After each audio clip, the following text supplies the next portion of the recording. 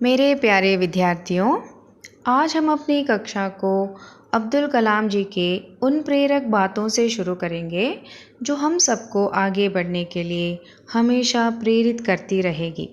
सुनना चाहेंगे? तो सुनिए।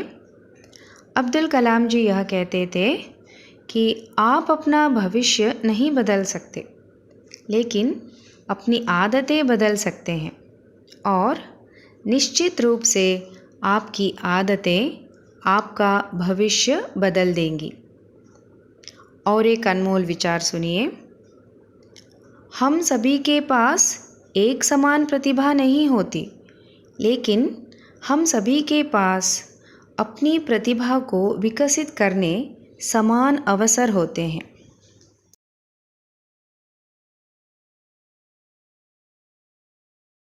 बच्चों, आज का विषय क्या है?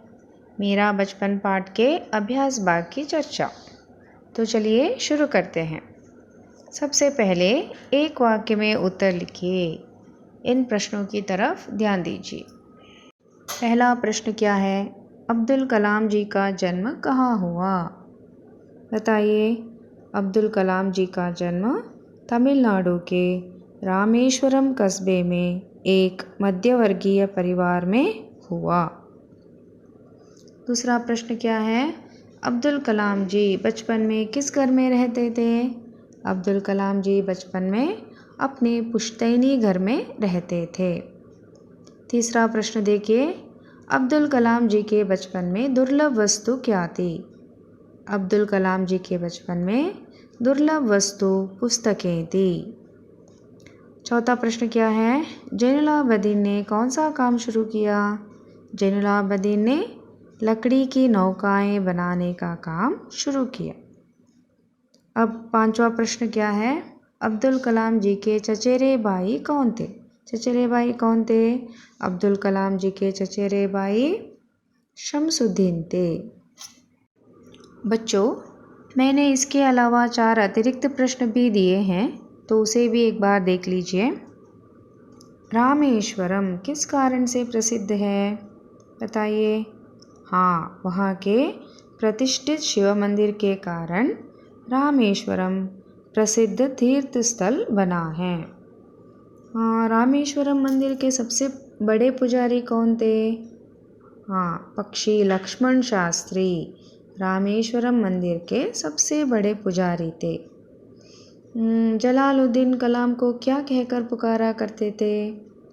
जलालुद्दीन कलाम को आज़ाद कहकर पुकारा करते थे। अब मुझे बताइए, अब्दुल कलाम के बचपन के साथी कौन कौन थे? पक्के दोस्त कौन कौन थे?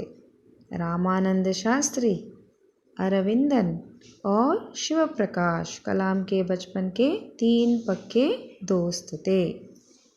बच्चों, और एक प्रश्न बता रही हूँ जो PDF में नहीं है। अब्दुल कलाम जी के माता पिता का नाम क्या है? अब्दुल कलाम के पिता का नाम क्या है? जैनुलाब्दीन। और माता का नाम क्या है? आशियम्मा। याद रखिए।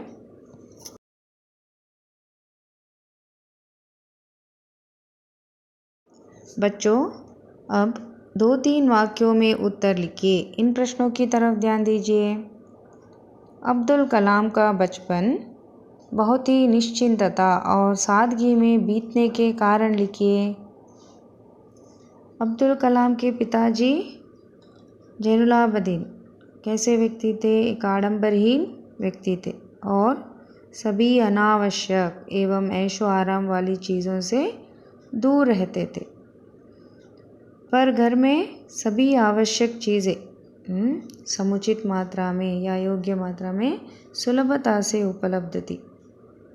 तो इस तरह उनके माता पिता के परिश्रम और आडंबरहीन जीवन के कारण अब्दुल कलाम का बचपन बहुत ही निश्चिंतता और सादगी में बीता। भौतिक एवं भावनात्मक दोनों ही दृष्टियों से। अब दूसरा प्रश्न क्या है? आशी अम्मा जी अब्दुल कलाम को खाने में क्या क्या देती थी? क्या क्या देती थी? अब्दुल कलाम प्रायः अपनी माँ के साथ ही रसोई में नीचे बैठकर खाना खाया करते थे। उनकी माँ उनके सामने केले का पत्ता बिछाती और फिर उस पर चावल एवं सुगंधित स्वादिष्ट सांभर डालती, साथ में घर का बना अचार और नारियल की ताज़ी चटनी भी होती। बच्चों, अब तीसरा प्रश्न पढ़िए। जैनुलाब्दीन नमाज के बारे में क्या कहते थे? जैनुलाब्दीन नमाज के बारे में यह कहते थे कि जब तुम नमाज पढ़ते हो तो तुम अपने शरीर से इतर ब्रह्मांड का एक हिस्सा बन जाते हो, जिसमें दौलत, आयु, जाति या धर्म पंथ का कोई भेदभाव नहीं होता। बच्चों, अब चौथा प्रश्न पढ़ेंगे। जैनुलाब्दीन ने कौन सा काम शुरू किया? जैनुलाब्दीन ने लकड़ी की नौकाएं बनाने का काम शुरू किया। किसके साथ मिलकर?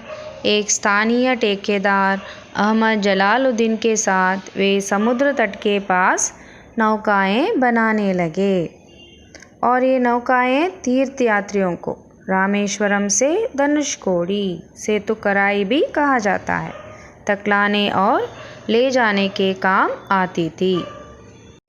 बच्चों, इन 4 प्रश्नों के साथ मैंने 2 अतिरिक्त प्रश्न भी जोड़े हैं जो परीक्षा की दृष्टि से बहुत ही महत्वपूर्ण हैं। तो पहला प्रश्न देखिए, अहमद जलालुद्दीन के बारे में लिखिए।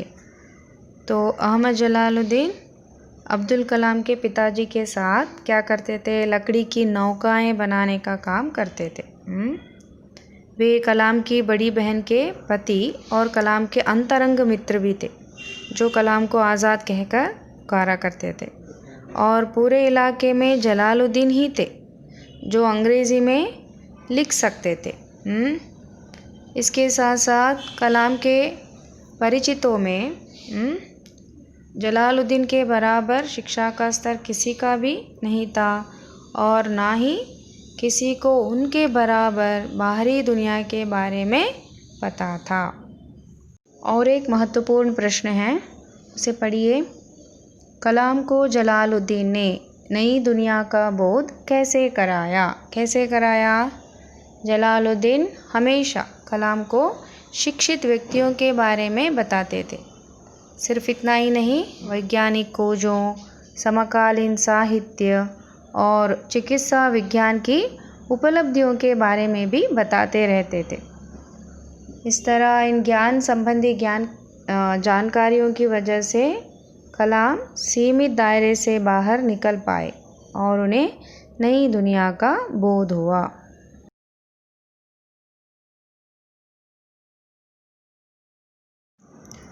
बच्चों, अब तीसरा मुख्य प्रश्न कौन सा है?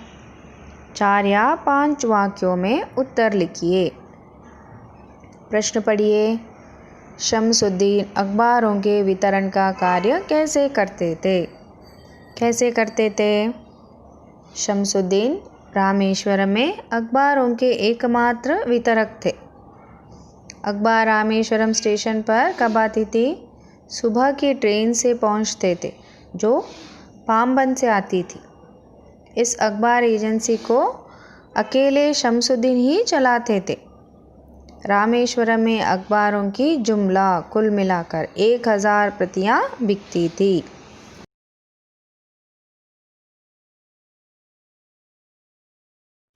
मेरे प्यारे विद्यार्थियों, आज की कक्षा को हम यहीं पर समाप्त करते हैं और आज का गृह कार्य लिख लीजिए। चर्चित अभ्यास भाग 1, 2, 3 को नोट्स में लिखिए। धन्यवाद।